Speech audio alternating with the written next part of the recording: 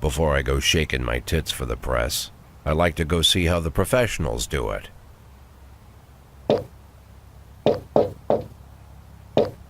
Some might say the chief of police has no business in an institution like this, but in fact it's the quietest and safest place in town.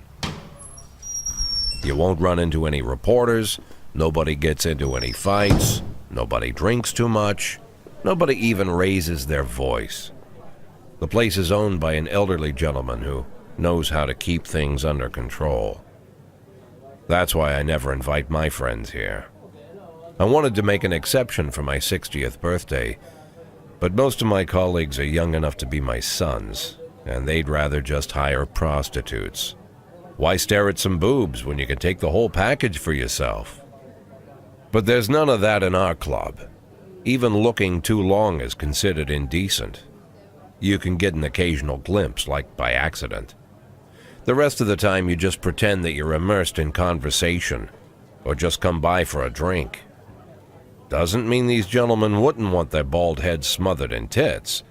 It's just that nobody says it out loud. My younger colleagues might call it hypocrisy, but I call it the good old-fashioned manners. Good manners and leave the rest unsaid. She agrees to unbutton her blouse, and we agree not to pay too much attention. The girls are on a quiet prowl, too. They're looking for a way out of their cramped rooms. Maybe make friends with some wealthy patron with a pacemaker and dentures. Everybody wants something. But we have to control ourselves, or we'll all turn into libertines and prostitutes. Hell, if there weren't any rules, I'd be belching and farting, jumping up on the table, arms held high, yelling, "Shake it, baby!"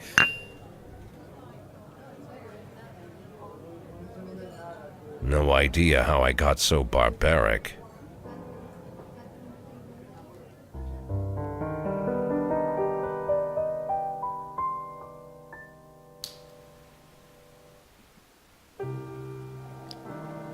Alright, hello and welcome everybody to This is the Police. I have no real idea what this game is about except for the police part, of course, but yeah, I heard a lot of good things about it, so well, let's try it out. Day 1. Mayor Rogers, sex maniac. Okay. City Hall confirms rumors of Jack Boyd's resignation. Good work.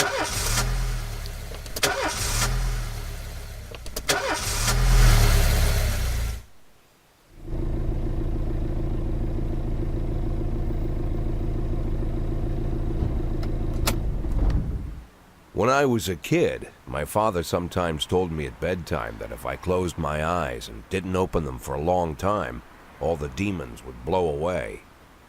Yesterday I turned 60, but I still take his advice. Not because I'm sentimental or want to keep the memory of my father alive. I just can't think of a better solution. To get away from all the demons that haunt Freeburg, I'd need to wear a blindfold 24/7. Plus, it's a good idea to act blind when talking to reporters. At least that's what my colleagues say. They're afraid of press conferences.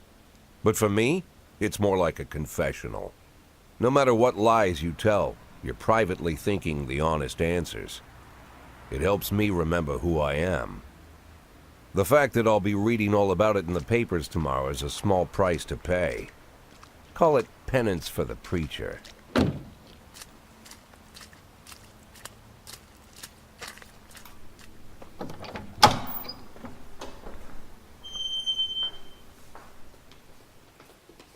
This is the first time I'm afraid of those answers my mind has given me. Not because I'm mad I'm losing my job. Though it's true, I'm mad as hell. Not because I subconsciously blame everyone else. Though I damn sure do blame them. And don't even ask me what my next move is. I can't imagine. But even that doesn't scare me. The worst thing is, I know I'm gonna have to do something. I'll be damned if I know how far I'll go. I may have a lot of vices, but predictability isn't one of them.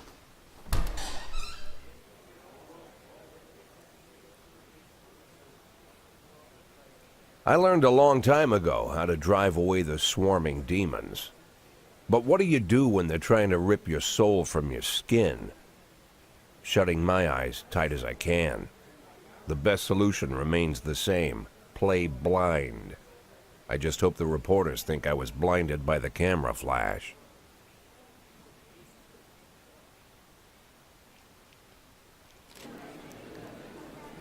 Okay. Good morning. Yesterday, the mayor's office officially announced your resignation. Did this come as a surprise, or did you know about it in advance? Surprise?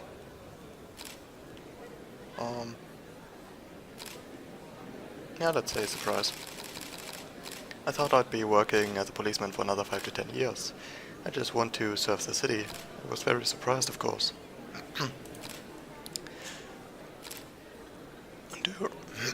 Do you already know the name of your successor? No?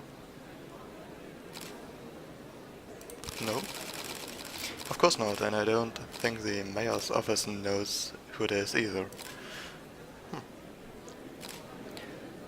After the recent corruption scandal, your deputy, Francis Kendrick, said he was looking forward to resigning.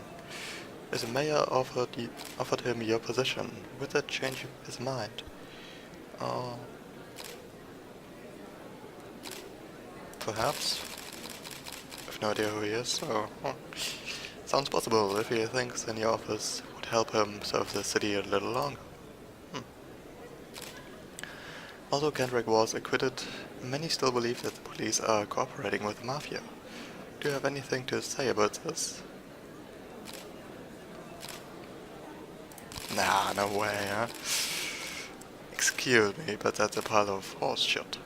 The mafia and the police working together? Maybe they're in cahoots with the aliens. The mafia are a bunch of low-life criminals. How about someone ask a real question? Do you think your personal relationship with the mayor could be the reason behind your retirement?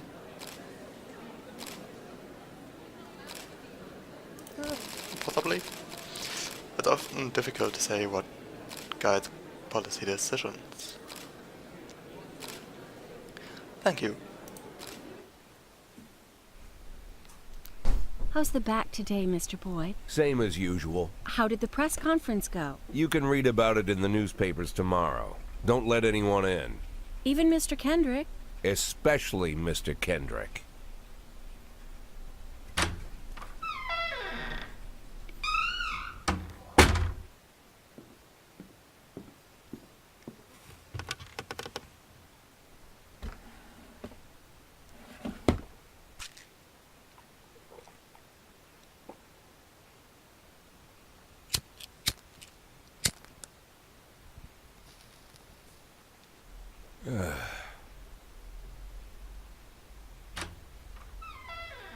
As soon as I heard the door creak, I knew what face I'd see. When I tell Emma not to let anyone in, there's only one man it could be. Rude, arrogant, no warning. That's Mayor Rogers in a nutshell. White summer shoes, white socks, white shorts, white polo shirt, and the white smile of a hungry shark. Mayor Rogers enters every room like he owns the place. Even the floorboards under his feet sound like they're creaking an apology. He never shied away from the odd corruption scheme. It's like the devil walks behind him. In the movies, the villains controlling the city play golf with the judges. Rogers plays tennis with them instead. That's about the only difference. Jack, I was hoping to catch you after the press conference. You ran away so quick. There's no smoking at City Hall. No reason for me to hang around. Well, this morning I signed a ban on smoking in all public buildings. Soon you won't be able to smoke here either. Soon enough I won't be here at all. That's what I wanted to talk to you about. The people of this city like you, Jack. The police chief of all people. Don't betray that, Jack. Don't get wrapped up in any schemes. Sit nice and quiet for the next 180 days, and you'll be remembered as a hero. That's the only thing that you still have left. Be the hero. Then how am I supposed to scrape together a retirement fund? You had a million chances to secure a luxury pension, one that even I would have envied, although I've never set aside any money for myself. I'm not planning to retire anytime soon.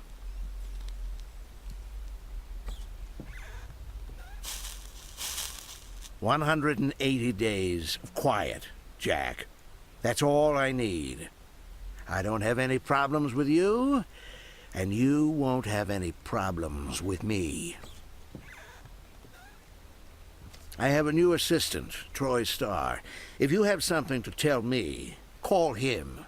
But try not to bother him. He's a busy man." I'll do my best. "And quit smoking up the office. One of my friends will be using it soon."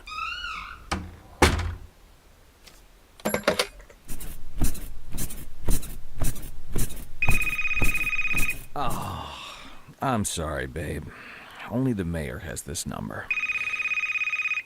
Mr. Mayor? Yeah, is this Troy Starr? Yes? Go fuck yourself, Troy Starr.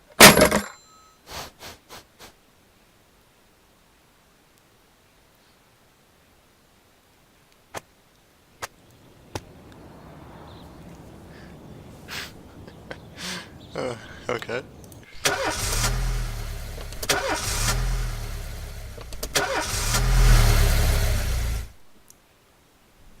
Cops don't use the police station cafeteria anymore. There's some kind of stigma against sitting shoulder to shoulder with your partners. Everybody just takes snacks from the machines or grabs a meal and hammers it down in the corner like a vulture on a corpse. The main thing? Don't look into anyone's eyes. Could be construed as an invitation to sit together. The only people eating here are ghosts.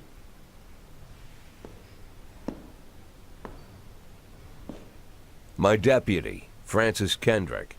He recently became one of those ghosts. The subject of one of the most devastating corruption scandals in the history of Freeburg. No evidence to support the accusations, but everyone knows Kendrick's days are numbered. I need that file I asked for. Needs to be ready tonight. Francis didn't say anything, but I understood. Ghosts aren't supposed to talk. Besides, I got a feeling he was already finished.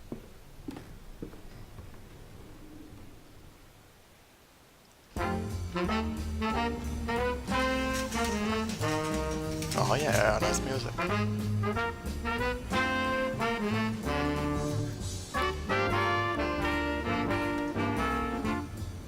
Responding to calls is the bread and butter of police work. You'll need to send your officers to the crime scene before the timer expires. A mark on the map, blah, blah, blah.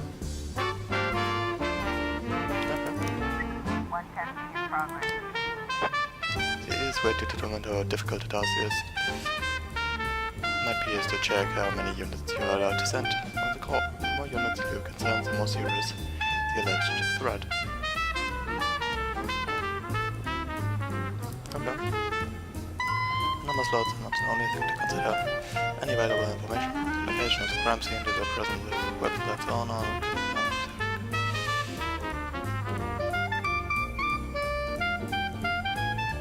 Okay. Married couple exited a convenience store and saw a van in the parking lot. Back over a homeless man who'd been digging through a trash can. The driver jumped out to help, but once he saw that he'd hit a bum, he got back in the van and quickly drove away. Okay.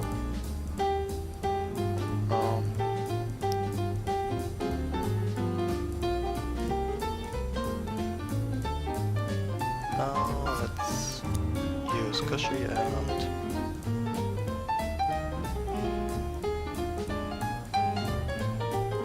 let's use Super Key. Sure.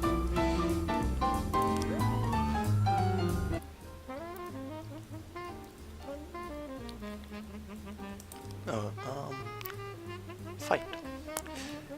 A theater manager reports that during a showing of Citizen Kane, a drunk man attempted to force his way into the theater carrying a snowboard decorated with the word Rosebud. When he was denied entry, he violently attacked the cashier and is currently fighting with the theater's security guard. Okay. Let's send Purdy and Austin, sure. Outcomes: when everything goes well, the police captures a criminal and nobody dies. But the truth is, sometimes the criminals manage to escape. Just try to avoid any dead cops or civilians. Yeah, makes sense. And offender caught. Nice. And they got more points, more efficiency, or whatever that was called, I don't know. Armed robbery, huh? 3 teenagers armed with a shotgun robbed a videotape store and made off with the whole collection of adult movies. The criminals fled in a car, but the store manager wrote down the car's license plate. The owner is one Janet Brown who lives in the suburbs. Alright. I think... I'm gonna wait until we have Koshi back. And then we're gonna put Koshi and Banshee on this. And what's this? Fight. A brother and sister clashed with each other over their deceased father's will. According to one of their laws, we don't dare separate them, and our security guard is off duty tonight. Alright.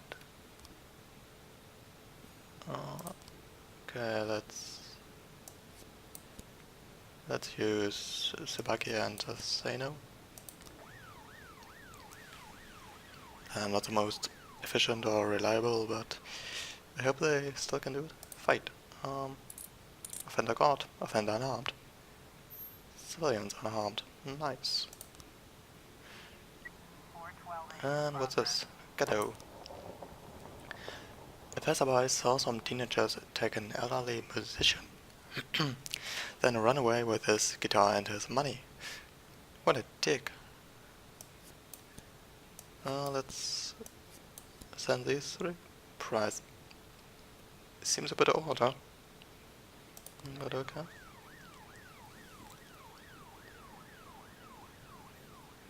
And when your cops aren't sure how to proceed, they might contact you and ask you to handle the situation. Try to deal with whatever comes up, but don't waste all your time on this stuff. You have plenty of other problems on your plate. Okay. The vehicle in question is parked right outside the Brown residence. The sounds of moaning and loud laughter can be heard through the living room window.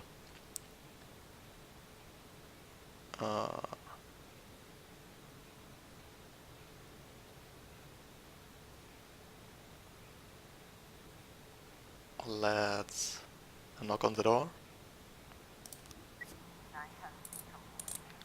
Hey. Nice.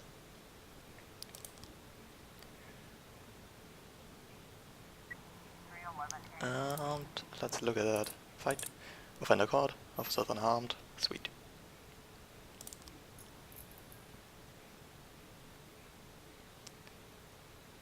Well, all working pretty good so far, I'd say. And assault. Offender escaped. And they even lost some points. Oh. So much for that, huh?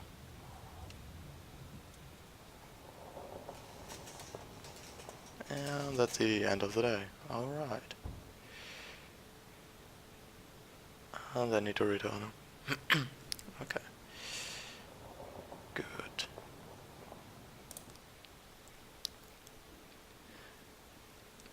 If you think you'll need a couple of extra hands tomorrow, you can order any cop to come in and work overtime. But if they're working flat out, they'll be much more exhausted. Somebody's bound to make a mistake, huh? Okay. Yeah, let's end the day. Used to be, when I asked Kendrick to stay late at the office, he liked to grumble and crack wise. Nowadays, he doesn't have the strength for it. Slumped shoulders, blank stare, wrinkled skin. The past few weeks, I don't hardly recognize my old friend. In his younger years, he reminded me of a gallant royal officer in an old Kipling story. Kendrick isn't just crumbling under the weight of the public pressure, but from the shame of it all. Internal Affairs raided the library he inherited from his grandfather, hoping they'd find buckets of cash stashed in the pages. Heard about the look on his face, the fearless policeman standing helpless in horror. I've known Francis for 30 years. The past 20 years he's played loose with the law. And I know that at a certain point every stolen dollar brings more misery than anything else. Probably sounds crazy, but I sympathize with the guy. What can I do? Your friends are your friends, and these are the waters we swim in. Called all of the people on that list today. Now they know you're in business, so you could get a call from any of them. You don't need to worry about any of them. I've cleared them all. And what kind of business are we talking here? It's nothing too serious, just like you asked. Should be just a few small favors. Payments will vary depending on the situation and who you're dealing with. How much are you looking to earn? $500,000. $500,000? Why not a whole million? Because everybody wants to take $1 million. Figured I'd try something different. $500,000 in 180 days? Well, you could earn it all above board if you netted all the big fish and hit all your bonuses. Never knew you for a fisherman. Well, you never got into my business, and I'm not trying to get into yours. But be careful about bringing in any other cops. Sooner or later, they'll put the finger on you. And one more thing, Jack. I remember what you said, but I should probably add one more name to that list. Christopher Sand. Sand. Christopher G. Sand.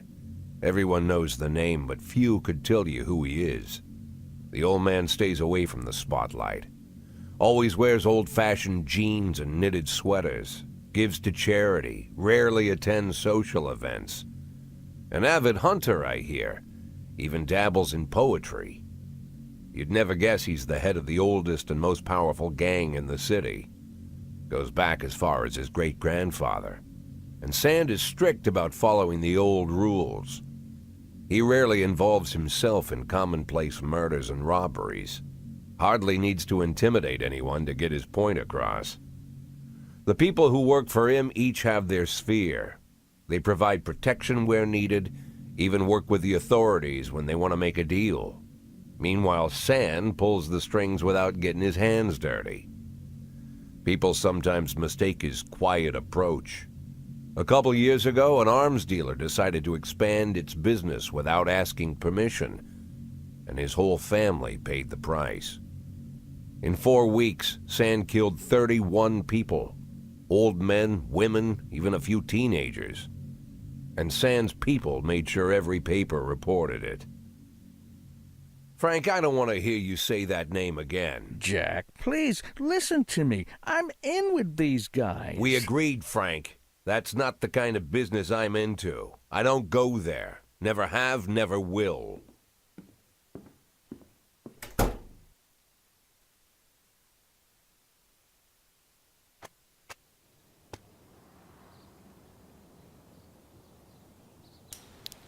Alright. So, I'm gonna take a break here and I'll see you in the next video with day 3. So, see you then. Bye bye.